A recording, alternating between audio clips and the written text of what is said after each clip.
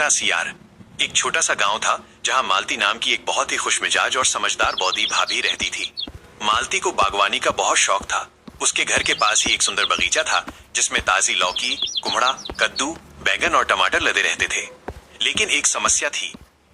जंगल से एक मोटा सियार रोज रात को आता और उसके बगीचे को तहस नहस कर देता। वो सब्जियां खाता नहीं था, बस उन्हें काट काट कर फेंक देता था। एक रात की घटना। एक रात मालती बौदी ने ठान लिया कि आज तो इस सियार को पकड़ना ही है। वो चुपचाप बगीचे में छिपकर बैठ गई।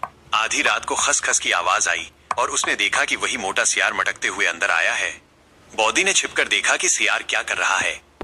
सियार ने एक काट लौकी को मारी, एक बैंगन को, और फिर डकार लेकर बोला, उफ, पेट तो भरा है पर काटने में बड़ा मजा आता है। मालती बौदी को हंसी आ गई और वो बाहर निकल आई। सियार चौंक गया और बोला, कौन है वहां?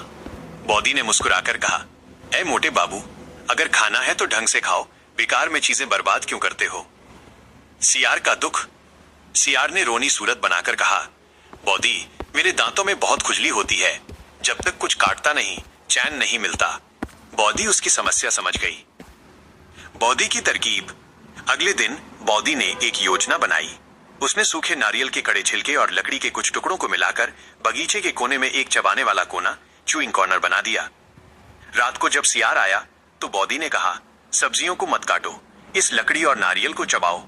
सियार उन्हें चबाने लगा, खट खट खट। कुछ देर बाद वो खुश होकर बोला, अरे वाह, मेरे दांतों की खुजली तो मिट गई। दोस्ती।